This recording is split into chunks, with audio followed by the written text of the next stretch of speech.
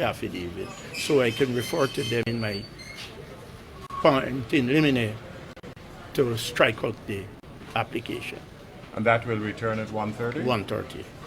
Mr. Boston, do you have any idea of what the affidavits that are coming look like? I don't know. I do not know. You can't invite me into a elusive world because you're going to report what I am saying. No, I'm not going to do that. Did you see the one that came in this morning? I have not seen any this morning. Thank you very much. Thank you, Mr. Mr. Boston there, the attorney representing the returning officer for Region Number 4, Mr. Mortimer Mingo.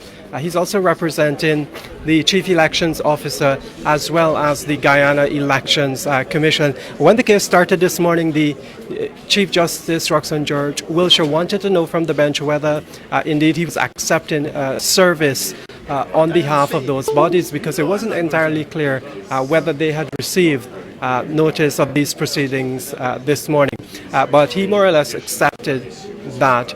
You heard Mr. Boston explaining that his first point of argument would be that the court here has no jurisdiction to hear this matter, this injunction that has been filed in the High Court, seeking to block the swearing-in of the President and the overall declaration of these results unless the votes from Region Number 4 are verified in the presence of party agents and international observers.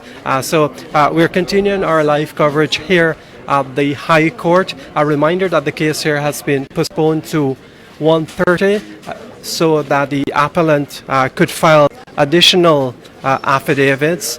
There are 4 affidavits in total that have to be. There are 4 affidavits that the applicant has filed this morning. We're trying to go in to get a quick comment from former Attorney General Anil Nandlal, who's been representing the opposition. And I got an undertaking from the judge, which is permitted in law, to file the written documents within 72 hours. I had to do so to invoke the emergency provision provided in the law when time is against you and the exigency of the situation requires a protection and preservation of an order of court. So I invoked that special procedure and obtained the order from the Honorable Justice Navin Singh. And then I got 72 hours to file the action itself, detailing what my concerns are. So that 72 hours would have taken me until about Sunday. I received a call yesterday that I must file today. That call came at about 10 a.m. or 11 a.m. So with all the things going on, we had to find time to prepare an application to file before 2:30 yesterday. Because yesterday is Friday, the registry closes at 2:30. That was done. Understandably, there were vital information that was omitted. But more importantly, from then to now, there have been a series of developments relevant to this case. So we spent the entirety of last night preparing those affidavits. Some are still in preparation, and the judge was kind enough to adjourn the matter until 1:30 to facilitate the filing of those affidavits and for us to serve them on the other side so that we can resume at 1:30 with all the affidavits before the and in the possession of the relevant parties. Why can the court hear these proceedings now when the elections process is not completed? That's an argument that the CEO will bring today. That's why the court... Mr. Boston is essentially saying that it should only be done via an elections petition. Why should the law allow, or the court or the judiciary allow, an entire government to be stolen and then grant redress? That's a counter to that argument. Is the law so asinine that it will stand idly by and allow a clear illegality to take place and allow a completely illegal government to be installed and then stepped in to remove that very government? In the meanwhile, the government remains in power, the legal government, and governs illegally using public funds illegally, then I don't think that that is what is contemplated by the law. There is a rule that you must challenge an elections when, if you have any problems, any irregularities with the results, etc. The election here is not completed. That rule and that case line of authorities, or that line of cases, they deal with a situation where the final results are declared and something you detect went wrong in the process. But that is not the position here.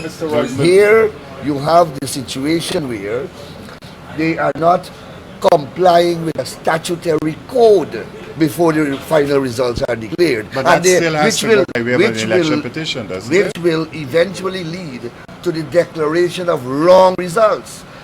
Mr. Wolford is arguing for their side that we should await not for an their election side. I'm arguing, petition. I'm asking a question. And I am saying that the law is not so asinine to allow an illegality to take place when there is a fair and opportune moment to stop that illegality in its track. Mr.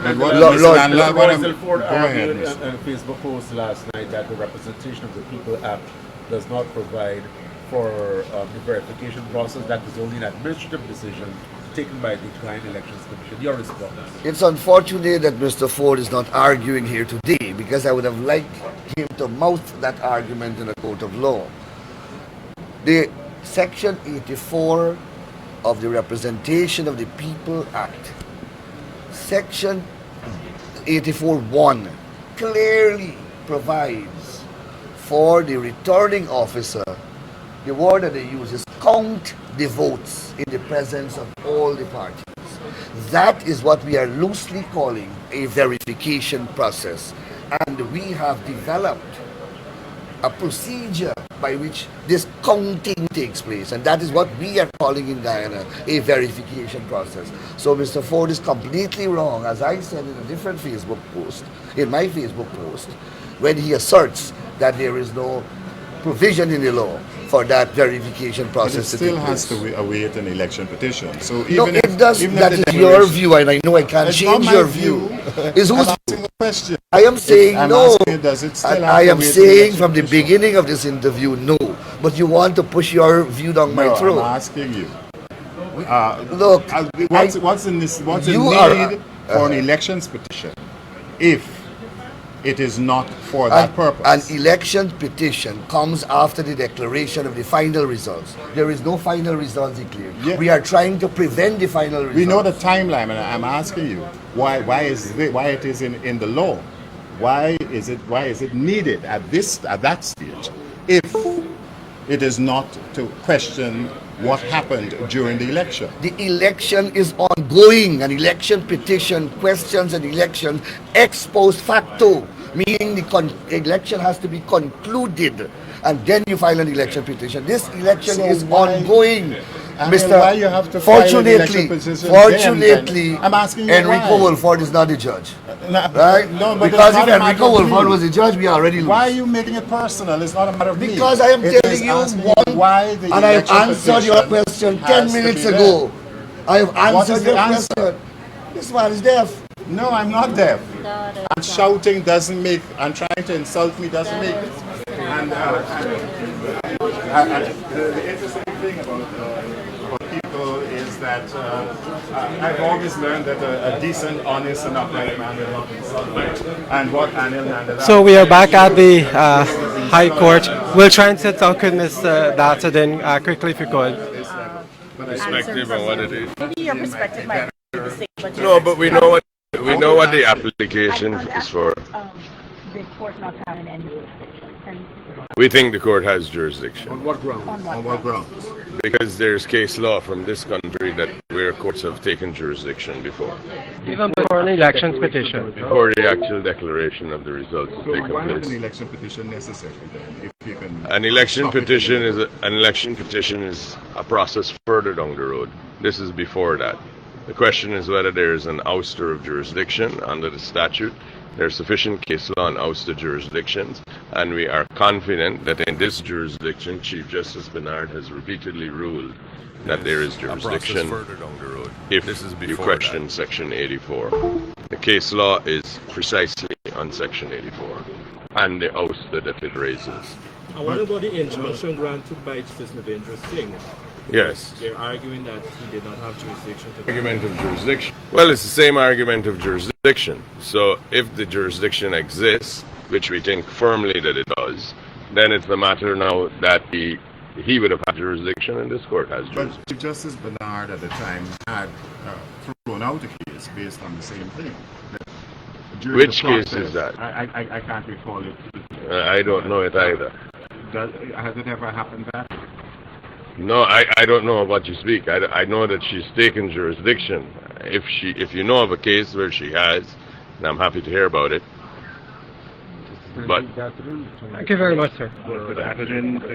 We've been speaking to Mr. Sanjay Blatterdin, one of the attorneys for the applicant in this case. As we have been reporting, there's an injunction filed in the High Court essentially blocking the declaration of overall results in these general and regional elections. And for the returning officer, basically the elections chief for region number 4, to go back to the process that other regions followed, which is for a verification of the statements of polls that have come in from all of the polling stations in the region, and to do that process in front of party agents, agents of the Elections Commission, and international and foreign observers. There's an argument that that process was not needed, absolutely, and that the returning officer could have gone ahead, done his own tally, and make a declaration, which he has since done. The returning officer being Mr. Claremont Mingo. My apologies for earlier mixing up the Mingos. Mr. Mortimer Mingo is someone different. Mr. Claremont Mingo, the chief elections officer, made a declaration of results for region number 4 without basically an operation that not many persons. Basically an argument, Mr. Claremont Mingo, Mr. Claremont Mingo, the returning officer, making a declaration without the presence of the observers or without the presence of party agents. A declaration was just presented us in the media. We learned of it when it was sent to us in a WhatsApp group by the public relations officer Yolanda Ward of the Guyana Elections Commission. And so that was not the process that was followed in the other cases. In all of the regions, the media, in some cases, were invited. Even in cases where we were not invited, there were citizens of those particular regions, all the persons who were inside of the office of the returning officer, to record what the law says is a public declaration of the results that have to be made. In this case, we were fighting to get into even the command center of GCOM to find out what was going on. And when the declaration of the results were made, we learned of it again through a WhatsApp group of the Guyana Elections Commission set up to give news to the media from the Elections Commission to tell us when things are happening, if anyone was available for comment. The Elections Commission has not spoken to the media since last Tuesday. Now, a press conference, I believe it was held around noon on Tuesday. Since then, we have not heard from anyone officially during the dramatic events that took place at the command center, which was not very far from the High Court. Inside, we just did not have access inside there to know what was going on. During the events in which the verification process was stalled for one reason or the other, there were times when we were able to speak with the chief elections officer, but he's not held a proper press conference. We have not heard from the chairman of the Elections Commission. We have tried repeatedly to contact her, but to no avail. We understand that the chairman of the Elections Commission has met with a number of persons, and so it is left now to see what will happen. Again, to remind viewers who may just be joining us, an injunction has been filed in the High Court seeking to block the declaration of the overall results of the elections and to command the returning officer, or to direct the returning officer rather, to go back to a verification process of the elections results, region number 4, district 4. It is called properly the electoral The regions are divided into electoral districts, which more or less resembles the region. So District 1 is essentially Region 1, and so on and so forth. And so the case has been postponed to 1:30 because the appellants have asked for additional affidavits to be filed. The original affidavit and 3 others. The counsel for the returning officer, Mr. Claremont Mingo, the chief elections officer, Lowenfield, and the Guyana Elections Commission, asking the court for some time in order to examine the affidavits that are yet to arrive here. The Chief Justice has said that she's aware that the nation waits, so she's adjourned the case to 1:30, but she's asked attorneys to be because she wants to get this matter over with. The elections were held since last Monday.